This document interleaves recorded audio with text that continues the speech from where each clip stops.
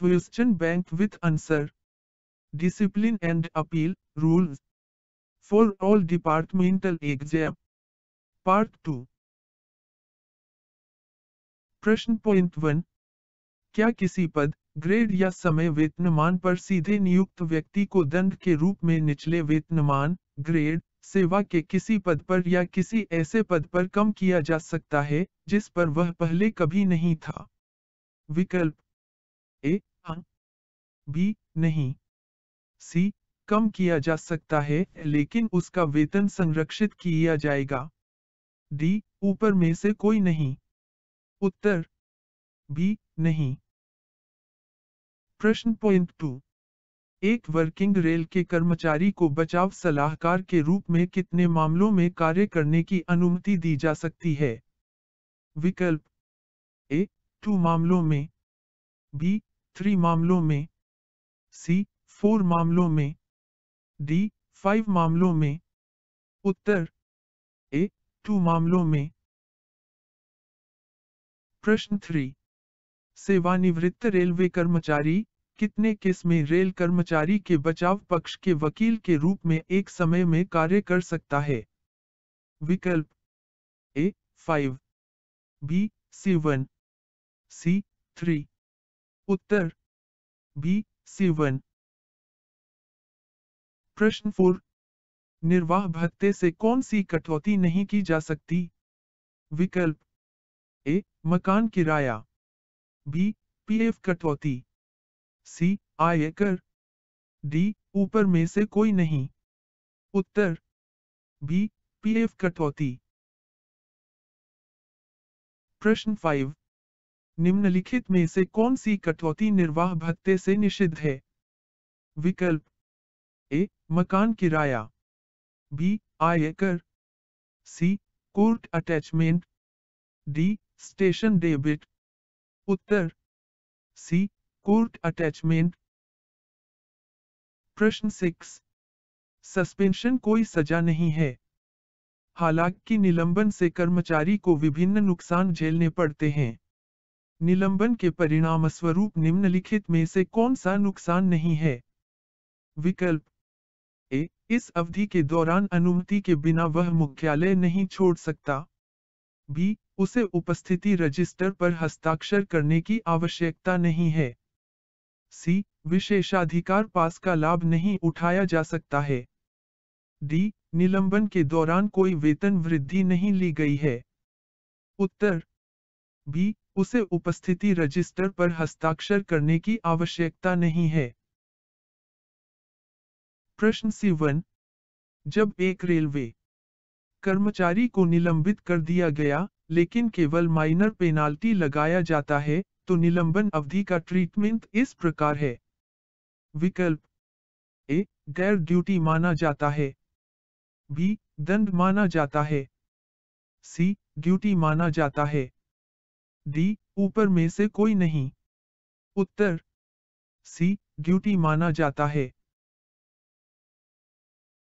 प्रश्न 8. यदि किसी कर्मचारी को सेवानिवृत्ति की तारीख पर निलंबित कर दिया जाता है, तो आरोप पत्र पर हस्ताक्षर करने के लिए कौन सक्षम है? विकल्प ए आरोप पत्र पर रेलवे बोर्ड द्वारा हस्ताक्षर किए जाएंगे, बी चार्जशीट पर जीएम द्वारा हस्ताक्षर किए जाएंगे, सी चार्जशीट पर सेवानिवृत्ति की तारीख के अनुसार अनुशासनात्मक प्राधिकारी द्वारा हस्ताक्षर किए जाएंगे, डी भारत के राष्ट्रपति। उत्तर सी चार्जशीट पर सेवानिवृत्ति की तारीख के अनुसार अनुशासनात्मक प्राधिकारी द्वारा हस्ताक्षर किए जाएंगे। प्रश्न 9. स्टीफ मेजर पेनाल्टी इनमें से कौन सा है? विकल्प ए अनिवार्य सेवानिवृत्ति, बी वेतन वृद्धि रोकना, सी निचले स्तर पर कटौती, डी कोई नहीं। उत्तर ए अनिवार्य सेवानिवृत्ति। प्रश्न 10. निलंबित रेलवे कर्मचारी निम्नलिखित में से किसका हकदार है? विकल्प ए मुख्यालय छोड़ने का, बी पीएनएम जेसीएम में भाग लेने के लिए यात्रा पास, सी बचाव पक्ष के वकील के रूप में कार्य करने का। डी, इनमें से कोई नहीं। उत्तर सी, बचाव पक्ष के वकील के रूप में कार्य करने का। प्र 11 निलंबित कर्मचारी को पदोन्नति में चयन के लिए आवश्यक लिखित परीक्षा में बैठने के लिए बुलाया जा सकता है। विकल्प अ, निलंबन के दौरान पदोन्नति में चयन के लिए आवश्यक लिखित परीक्षा में बैठने के लिए बुलाया जा सकता है। बी, निलंबन समाप्त होने के बाद बुलाया जा सकता है। सी, अनुशासनात्मक प्राधिकारी द्वारा निर्णय लिया जाएगा। डी, इनमें से कोई नहीं।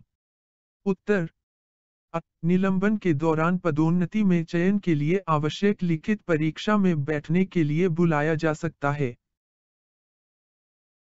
प्रश्न 12 सेवा से रिमूव किए गए कर्मचारी के मामले में अनुकंपा भत्ता किस नियम के तहत दिया जा सकता है? विकल्प ए, पेंशन नियम 1993 के नियम 20 के तहत दिया जा सकता है। बी, पेंशन नियम 1993 के नियम 64 के तहत दिया जा सकता है। सी, पेंशन नियम 1993 का नियम 65 के तहत दिया जा सकता है। डी, कोई नहीं। उत्तर सी, पेंशन नियम 1993 का नियम 65 के तहत दिया जा सकता है। प्रश्न 13 निलंबित कर्मचारी जब वह सिक होने की रिपोर्ट करता है तो वह सिक छुट्टी के लिए पात्र है।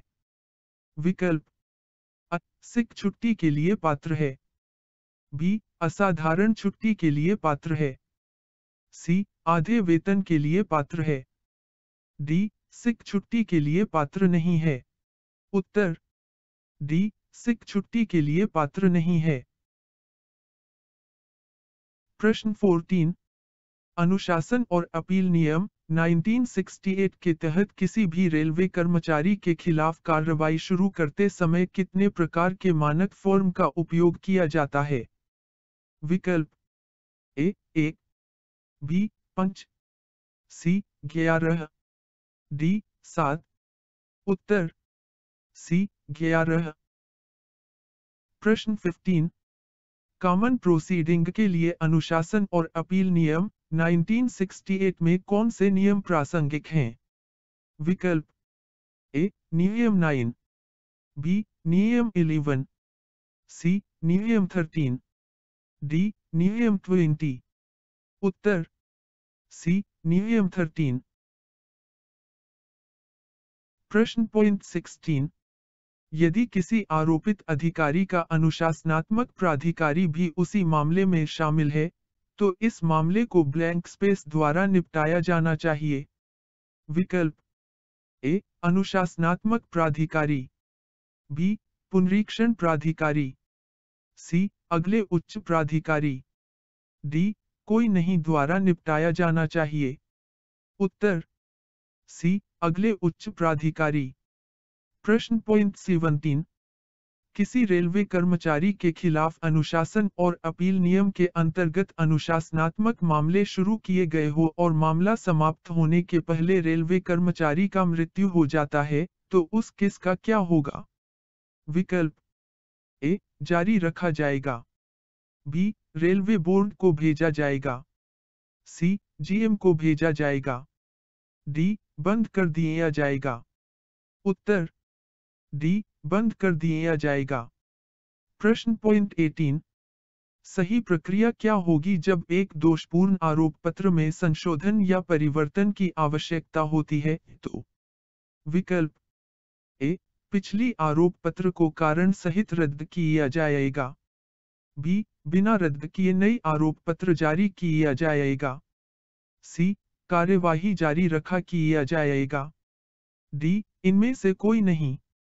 उत्तर ए, पिछली आरोप पत्र को कारण सहित रद्द किया जाएगा। प्रश्न पॉइंट 19 डीम्ड निलंबन का आदेश जारी करने के लिए किस मानक प्रपत्र का उपयोग करना आवश्यक है? विकल्प ए, SF1, बी, SF3, सी, SF2, डी, SF4। उत्तर सी, SF2। प्रश्न 20। मेजर पेनाल्टी के मेमोरेंडम के साथ कितने अनुबंध संलग्न होते हैं? विकल्प ए 2, बी 3, सी 5, डी 4। उत्तर डी 4। वीडियो को अंत तक देखने के लिए धन्यवाद।